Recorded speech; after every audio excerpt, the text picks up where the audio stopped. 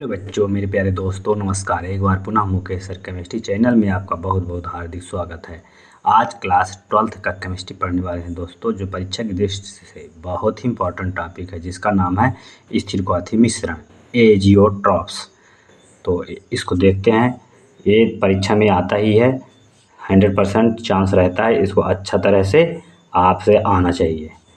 स्थिरक्वाथी मिश्रण क्या है? तो ऐसे विलय जो बिना संघटन के परिवर्तन के एक ही ताप पर आश्रित हो जाते हैं, स्थिर क्वथनांक या स्थिरक्वाथी मिश्रण कहलाते हैं। इसका मतलब समझते हैं प्यारे बच्चों। जैसा कि एक पात्र में हम एल्कोहल ले लेते हैं और जल दोनों, तो इनका देख रहे हैं कि ये 78 डिग्री सेल्सियस पर इसका क्वथनांक है, मतलब उबलने की कैपेसिटी है, और जल की 100 डिग्री सेल्सियस क्वथनांक है। ठीक है ना, अलग अलग क्वथनांक हैं। क्वथनांक क्या है प्यारे बच्चों? यदि द्रव का वाष्प दाब वायुमंडलीय दाब के बराबर हो जाए तो वह उसकी क्वथनांक कहलाता है। ठीक है ना, द्रव की जो वाष्प दाब है वायुमंडलीय दाब के बराबर हो जाए तो वह उतने में उबलने लगता है द्रव। ठीक है ना, तो एल्कोहल का क्वथनांक 78 डिग्री सेल्सियस पर है, मतलब 78 डिग्री सेल्सियस पर उबलेगा, और जल की क्वथनांक 100 डिग्री सेल्सियस पर है। अगर हम इसको टेम्परेचर देते हैं तो एल्कोहल जरूर 78 डिग्री सेल्सियस पर पहले उबलेगा, इसके बाद आगे जाके 100 डिग्री सेल्सियस पर जल उबलेगा।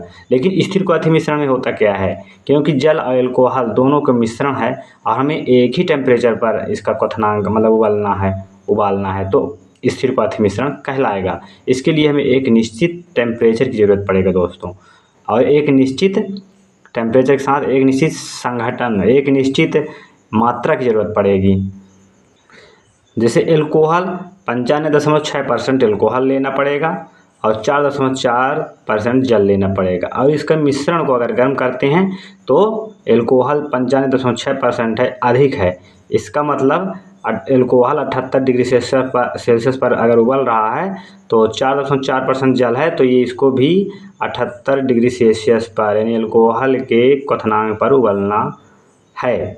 ठीक है ना, तो मतलब ये तभी स्थिरक्वाथी मिश्रण का पालन करेगा जब ये निश्चित अनुपात में 95.6% एल्कोहल प्लस 4.4% जल लिया जाता है, तो एक ही टेम्परेचर पर ये उबलने लगता है, तो वह स्थिरक्वाथी मिश्रण कहलाता है। ठीक ना, देखते हैं दोस्तों, इसमें जितना आपको परीक्षा में लिखना है केवल उतना ही हम लिखे हैं। तो देखते हैं, ऐसे विलयन मतलब स्थिरक्वाथी मिश्रण ऐसे विलयन जो बिना संघटन के परिवर्तन के एक ही ताप पर आश्रित हो जाते हैं, ठीक, स्थिर क्वथनांक या स्थिरक्वाथी मिश्रण कहलाते हैं। जैसा कि आप अभी समझे हैं, 95.6% एल्कोहल 4.4% जल का मिश्रण स्थिरक्वाथी मिश्रण का उदाहरण है, जो 78.13 डिग्री सेल्सियस पर उबलता है। स्थिरक्वाथी मिश्रण के अवयवों को आसवन द्वारा पृथक नहीं किया जा सकता है, बिल्कुल आसवन द्वारा पृथक नहीं होगा, क्योंकि एक ही टेम्परेचर पर एल्कोहल और जल उबल रहा है, तो उसको आसवन द्वारा पृथक नहीं किया जा सकता है। ठीक है ना, आई होप ये परिभाषा समझ में आया होगा। अगला है स्थिरक्वाथी दो प्रकार के होते हैं। पहला है निम्न क्वथन स्थिरक्वाथी मिश्रण। निम्न क्वथन स्थिरक्वाथी मिश्रण में दोस्तों ऐसे विलयन जो राउल्ट के नियम से धनात्मक विचलन प्रदर्शित करते हैं, मतलब राउल्ट के नियम से धनात्मक विचलन प्रदर्शित करेगा। विचलन भी आप पढ़ चुके हैं ना, धनात्मक विचलन और ऋणात्मक विचलन। राउल्ट नियम के जो अनादर्श विलयन है, दो प्रकार के विचलन रखते थे, धनात्मक विचलन और ऋणात्मक विचलन। तो ऐसे विलयन जो राउल्ट के नियम से धनात्मक विचलन प्रदर्शित करते हैं, अर्थात इनका वाष्प दाब उच्च होते हैं, अतः क्वथनांक कम होगा। क्वथनांक कम होगा यानी निम्न क्वथन स्थिरक्वाथी का नाम ही है, तो इसका क्वथनांक जब कम होगा तो वाष्प दाब उच्च होगा।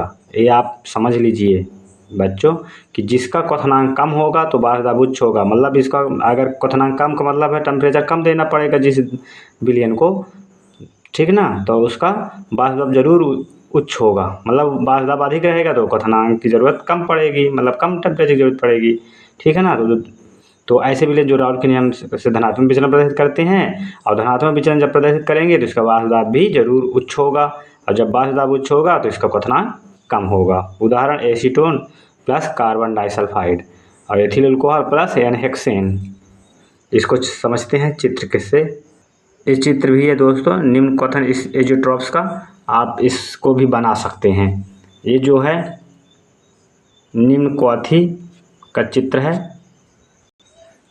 यहाँ पास क्या होता है, धनात्मक विचलन होता है। राउल्ट नियम में धनात्मक विचलन होता है, जिससे धनात्मक विचलन होगा तो वाष्प दाब उच्च होगा। देख लीजिए, ये राउल्ट नियम का जो विशेष प्रकार का ये जो रेखा है डॉट डॉट राउल्ट नियम का विचलन है, इससे वाष्प दाब उच्च होगा।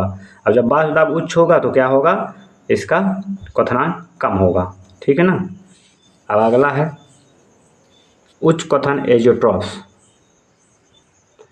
वे विलयन जो राउल्ट के नियम से ऋणात्मक विचलन प्रदर्शित करते हैं, इनका वाष्प दाब अपेक्षाकृत कम होगा, क्वथनांक उच्च होगा। उच्च क्वथनांक तो नाम ही है उच्च क्वथन एज़ोट्रॉप्स, तो क्वथनांक उच्च होगा। ठीक ना। तो वे विलयन जो राउल्ट के नियम से ऋणात्मक विचलन प्रदर्शित करेंगे तो इनका वाष्प दाब क्या होगा, कम होगा और क्वथनांक उच्च होगा। ठीक है ना। एसीटोन और क्लोरोफार्म, जैसे ईथर और प्लस क्लोरोफार्म। चित्र में देख रहे हैं प्यारे बच्चों, ये राउल्ट नियम का विचलन है, राउल्ट नियम की, जो कि राउल्ट नियम से ऋणात्मक विचलन प्रदर्शित करता है। देख लीजिए, ये राउल्ट नियम है, ये रेखा राउल्ट का नियम है के अनुसार है, जो कि ऋणात्मक विचलन प्रदर्शित करता है, मतलब इसका कम होता है वाष्प दाब। ठीक है ना। तो वाष्प दाब जब कम होगा तो इसका क्या होगा, वाष्प दाब कम होने की वजह से क्वथनांक उच्च होगा। ठीक है ना। क्वथनांक उच्च होगा, वाष्प दाब जब कम होगा तो क्वथनांक उच्च होगा। इस चित्र को आप बना सकते हैं। इसका एग्जाम्पल ज़रूर याद रखिए, एसीटोन और क्लोरोफार्म उच्च क्वथन एज़ोट्रॉप्स का एग्जाम्पल है। एसीटोन का फार्मूला भी बनता ही होगा, नहीं बनता है तो CH3COCH3 plus CHCl3 chloroform, CHCl3 chloroform का फार्मूला और CH3COCH3 एसीटोन का।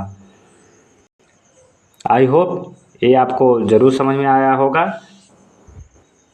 स्थिर क्वाथी मिश्रण दो प्रकार के होते हैं, निम्न क्वथन एज़ोट्रॉप्स और उच्च क्वथन एज़ोट्रॉप्स। इसको ज़रूर लिख लीजिए, जो कि एग्ज़ाम में आता ही है।